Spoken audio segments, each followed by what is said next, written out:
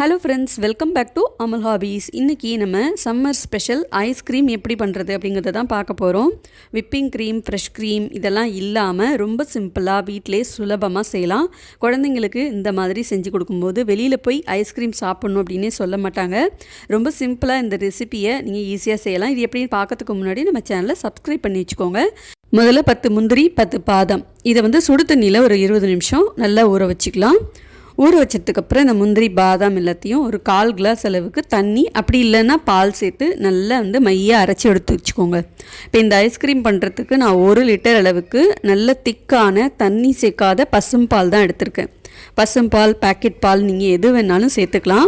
1 spoon அளவுக்கு கார்ன்ஃப்ளவரில் கொஞ்சமாக பால் சேர்த்து நல்லா கட்டி இல்லாமல் கரைச்சி எடுத்து வச்சுக்கலாம். இது அப்படியே இருக்கட்டும். நம்ம க்ரீம்லாம் எதுவும் சேர்க்க போகிறது கிடையாது. இந்த கார்ன்ஃப்ளவர் தான் நமக்கு ஒரு க்ரீமி டெக்ஸ்சர் கொடுக்கும்.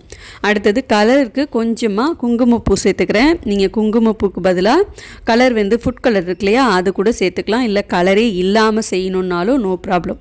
ஸோ கொஞ்சமாக இந்த கொதிக்கிற பால் ஊற்றி இந்த குங்குமப்பூவை அப்படியே வச்சிடலாம். இதை நம்ம கடைசியாக தான் சேர்க்க போகிறோம்.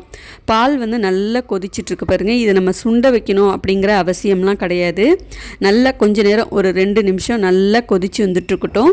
ஏற்கனவே நம்ம சேர்த்துருக்கிற இந்த 1 லிட்டர் பால் கிட்டத்தட்ட ஒரு 5 நிமிஷம் நல்லா நான் கொதிக்க வச்சுட்ருக்கேன். ஒருவேளை நீங்கள் யூஸ் பண்ணுற பால் ரொம்ப தண்ணியாக இருக்குதுன்னு நினச்சிங்கன்னா 2 டேபிள் ஸ்பூன் பால் பவுடர் சேர்த்துக்கோங்க. இந்த அமுல்யா, நெஸ்டில், எவ்ரிடே இதெல்லாம் சின்ன சின்ன பேக்கெட்லாம் கிடைக்கிது இல்லையா, அதில் ஒரு பேக்கெட் சேர்த்தாலும் கொஞ்சம் நல்லா பால் திக்காக இருக்கும். இப்போது நம்ம முந்திரி பாதாம் அரைச்சோம் இல்லையா, அது பேஸ்ட்டு சேர்த்துக்கோங்க. சேர்த்துட்டு நல்லா கலந்துக்கோங்க. முந்திரி பாதாமை நீங்கள் ஊற வச்சு அரைக்காமல் சும்மா பொடியாக கட் பண்ணி சேர்த்தாலும் நல்லாயிருக்கும். இந்த மாதிரி அரைச்சி சேர்க்கும்போது நமக்கு நல்ல ஒரு திக்னஸ் கொடுக்கும். இப்போ அந்த மிக்ஸி ஜார்லேயே கொஞ்சமாக தண்ணி ஊற்றி அதையும் சேர்த்து நல்லா கலந்துக்கோங்க. லாஸ்ட் இயரும் இதே மாதிரி சம்மருக்கு நிறைய ஐஸ்கிரீம் ரெசிபீஸ்லாம் அப்லோட் பண்ணியிருந்தேன். அந்த ரெசிபியோட லிங்க் டிஸ்கிரிப்ஷனில் கொடுக்குறேன். நீங்கள் தேவைப்பட்டால் உங்களுக்கு யூஸ்ஃபுல்லாக இருந்துச்சு அப்படின்னா செக் பண்ணி பாருங்கள். இப்போ நம்ம கார்ன்ஃப்ளவர் கரைச்சி வச்சுருந்தோம் இல்லையா, அதையும் சேர்த்துட்டு நல்லா கலந்து விடணும். கார்ன்ஃப்ளவர் சேர்த்ததுக்கப்புறம் கொஞ்சம் கொஞ்சமாக கெட்டியாக ஆரம்பிக்கும். ஸோ அடுப்பு தீயை மிதமாகவே வச்சு நல்லா கைவிடாமல் கிளறி விட்டுட்டே இருங்க. இப்போ சூடாக இருக்கிறதுனால நமக்கு பார்க்குறதுக்கு தண்ணியாக இருக்கிற மாதிரி தான் இருக்கும். நல்லா நேரம் ஆக நல்லா ஆறுனதுக்கு அப்புறம் பார்த்திங்கன்னா கெட்டிப்பட ஆரம்பிக்கும். இதில் இனிப்பு டேஸ்ட்டுக்கு நான் சக்கரை தான் சேர்த்துக்கிறேன். தேவைக்கு தகுந்த மாதிரி சேர்த்துக்கோங்க. அப்படி இல்லைன்னா நீங்கள் கண்டென்ஸ்டு மில்க் இருக்கு இல்லையா, அது கூட சேர்த்துக்கலாம். ரொம்ப நல்லாயிருக்கும். சக்கரை சேர்த்ததுக்கப்புறம் ஓரத்தில் இருக்கிற அந்த ஏடெல்லாம் நல்லா எடுத்து விட்டு கிளறி விட்டுட்டே இருக்கணும். இப்போ நம்ம கலருக்காக குங்குமப்பூ எடுத்து வச்சுருந்தோம் இல்லையா, அதையும் சேர்த்துட்டு நல்லா மறுபடியும் ஒரு தடவை கொதிக்க வச்சுட்டு இப்போ நான் அடுப்பு தீயை ஆஃப் பண்ணிடுறேன். இதை அப்படியே நம்ம ஆற வச்சிடணும். ஆற வச்சதுக்கப்புறம் இன்னும் நல்லா கெட்டியாகும். இல்லை கார்ன்ஃப்ளவர், அப்புறம் அந்த பாதாம், முந்திரி எல்லாமே சேர்த்துருக்கோம் இல்லையா, ஸோ நல்லா கெட்டியாகும்.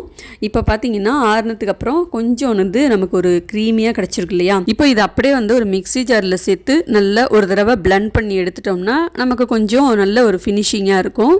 அதுக்கப்புறம் இது அப்படியே 2 டப்பாவில் ஊற்றி நான் செட் பண்ணிக்கிறேன். இந்த மாதிரி குட்டி குட்டி டப்பா இல்லை ஐஸ்கிரீம் வாங்கின டப்பாவே இருந்துச்சு அப்படின்னா நீங்கள் அதில் ஊற்றி நல்லா இந்த மாதிரி மூடி போட்டு ஃப்ரிட்ஜில் ஒரு 8 மணி நேரம் அப்படியே ஃப்ரீஸ் பண்ணிடுங்க. நல்லா ஃப்ரீஸ் ஆனதுக்கப்புறம் பாருங்கள் இந்த மாதிரி தான் இருக்கும். கடையில் கிடைக்கிற ஐஸ்கிரீம்லலாம் நல்லா கெட்டியாக இருக்கிறதுக்கும், அதே மாதிரி நம்ம கடையில் வாங்கினாலும் வீட்டுக்கு எடுத்துகிட்டு வர வரைக்குமே பார்த்திங்கன்னா உருகாமல் இருக்கும். ஆனால் நம்ம வீட்டில் அந்த மாதிரியெல்லாம் செய்ய முடியாது இல்லையா. வீட்டில் இருக்கிற பொருள் வச்சு நம்ம இதை செஞ்சுருக்கோம். என்னதான் காசு கொடுத்து கடையில் வாங்கினாலுமே வீட்டிலேயே நமக்கு பிடிச்சவங்களுக்காக பார்த்து பார்த்து செய்கிற சந்தோஷமும் திருப்தியும் தனி சுகம்தான். இதே மாதிரி உங்களுக்கு பிடிச்சவங்களுக்காக இந்த ஐஸ்கிரீமை நீங்கள் நிச்சயமாக ட்ரை பண்ணுவீங்கன்னு நினைக்கிறேன். ட்ரை பண்ணிட்டு உங்களுடைய ஃபீட்பேக் கமெண்ட்ஸை எனக்கு மறக்காமல் ஷேர் பண்ணுங்கள். வீடியோ பிடிச்சா லைக், ஷேர், கமெண்ட் பண்ணிட்டு மறக்காமல் சேனலையும் சப்ஸ்கிரைப் பண்ணிக்கோங்க. தேங்க்யூ.